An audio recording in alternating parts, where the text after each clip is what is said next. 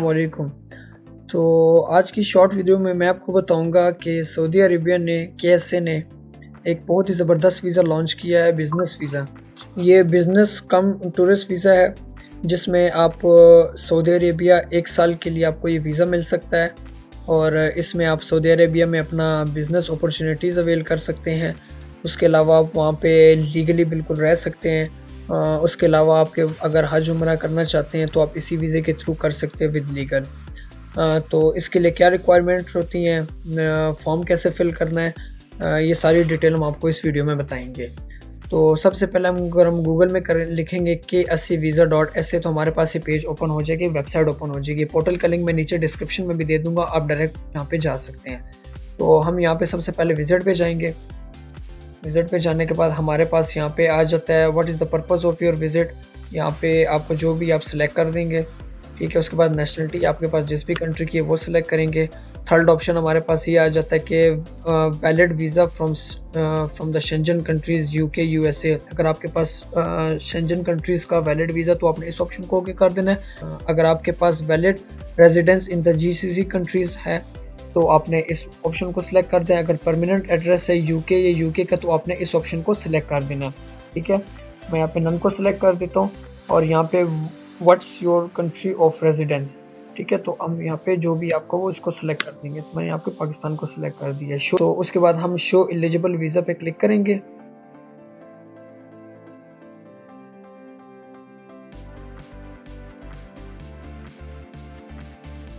जैसे ही show eligible visa पे click किया तो हमारे पास नीचे ये ऑनलाइन एप्लीकेशन का ऑप्शन आ जाता है, ठीक है। हमने इस पे अप्लाई नाउ पे जाना है। जैसे अप्लाई नाउ पे जाएंगे तो यहाँ पे हमारे पास एक पेज ओपन हो जाता है, इनविटेशन लेटर वेरिफिकेशन।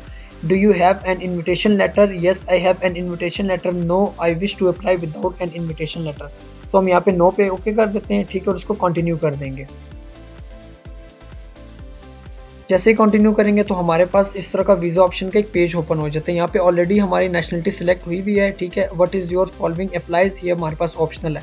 उसके बाद हमारे पास थर्ड ऑप्शन आता है, पर्पज़ आपका क्या है, world defence, show others, explore, आपका जो भी आप सिलेक्ट कर देते हैं। तो हम यहाँ पे एक्सप्लोर इन्वेस्टमेंट अपॉर्चुनिटीज़ को सिलेक्ट कर देते हैं। नेक्स्ट ऑप्शन आ जाता है हमारे पास नंबर ऑफ एंट्री, सिंगल या मल्टीपल। तो आपका सिंगल है, अगर मल्टीपल है आना जाना करना तो आपने मल्टीपल पे ही सिलेक्ट कर देना है, ठीक है। तो चूज़ पीरियड हमारे पास 365 डेज ही है। उसके बाद हमारे पास आ जाता है स्टे ड्यूरेशन, भी हमारे पास एक ही ऑप्शन आता है 90 डेज़ का। इसको हमने सेलेक्ट कर देना है। एक्सपेक्टेड डेट ऑफ अराइवल, तो एक्सपेक्टेड डेट ऑफ अराइवल हम यहाँ पे हमने सेलेक्ट कर देनी है जो भी आप ये है। तो मेक श्योर के 2 से 3 वीक के बाद ही डालिए क्योंकि वीज़ा को 2 से 3 वीक लग जाते हैं अप्रूव होने में। उसके बाद ट्रांसपोर्ट हमारे पास ऑप्शनल है, ठीक है, by air, by land, by sea, ठीक है। उसके बाद जो पोर्ट ऑफ एंट्री है वो भी हमारे पास ऑप्शनल है, उसको आप छोड़ दें। नेक्स्ट पे चले जाएंगे। हमारे पास पर्सनल इन्फॉर्मेशन आ जाती है। यहाँ पे आपने अपना नाम देना है, ठीक है। मिडिल नेम भी ऑप्शनल है, लास्ट नेम आपने इंटर करना है। उसके बाद यहाँ पे फ़ोन नंबर आ जाएगा, फ़ोन नंबर आपने इंटर कर देना है। यहाँ पे जो भी आपका फ़ोन नंबर है, कंट्री विद कंट्री कोड आपने यहाँ पे कंट्री कोड सेलेक्ट करना है। फिर अपने यहाँ पे अपना नंबर इंटर करेंगे, यहाँ पे ईमेल एड्रेस इंटर करेंगे।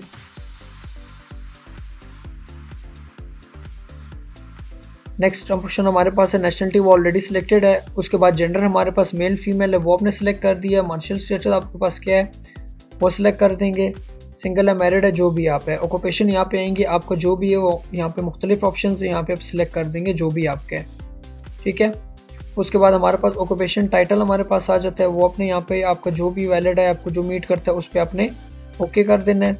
उसके बाद आपकी डेट ऑफ बर्थ आ जाती है, डेट ऑफ बर्थ आपने सिलेक्ट करनी है। डेट ऑफ बर्थ के बाद आपने यहाँ हेडशॉट की पिक्चर देनी है। ये नीचे हमारे पास एक ऑप्शन है अपलोड हेडशॉट, कुछ इस तरह की पिक्चर आपने अपने फेस की अपलोड करनी है। तो हमने यहाँ पे ब्राउज डॉक्यूमेंट में जाएंगे।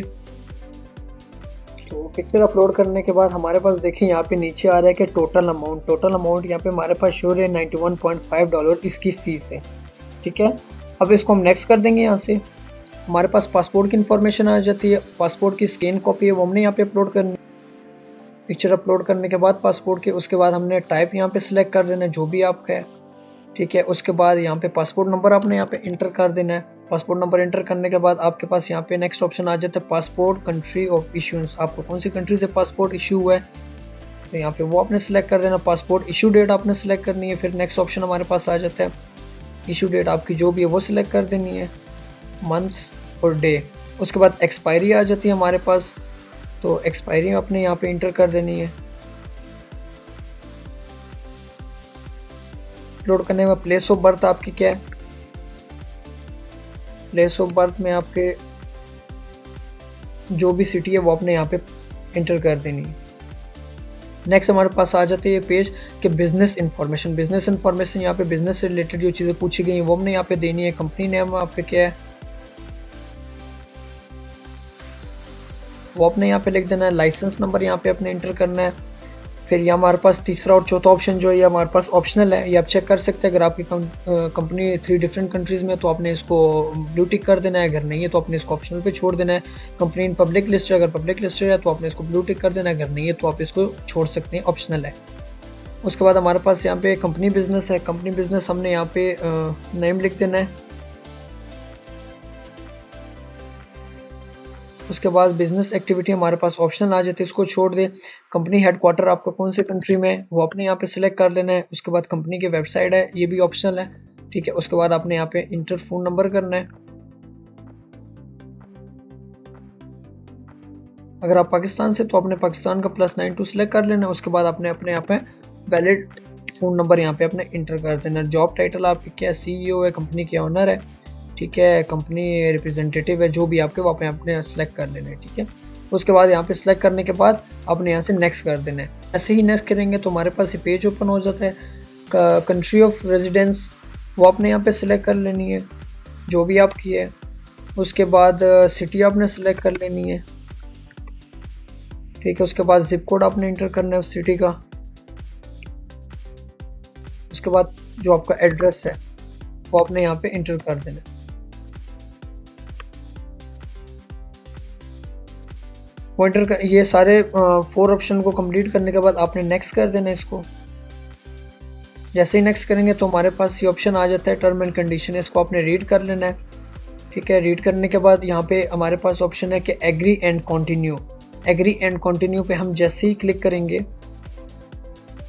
तो हमारे पास ये एप्लीकेशन रिव्यू का एक पेज आ जाएगा। इसमें हमने जितनी भी अपनी इंफॉर्मेशन दी हुई है वो हमें यहाँ पे हम रिव्यू कर सकते हैं। अगर कोई मिस्टेक वगैरह है तो हम उसको एडिट करके दोबारा से जो है ना फॉर्म को फिल कर सकते हैं। अगर आप कहते हैं कि आपकी इंफॉर्मेशन बिल्कुल कंप्लीट है और बिल्कुल ठीक है तो आप इसको नेक्स्ट कर देंगे।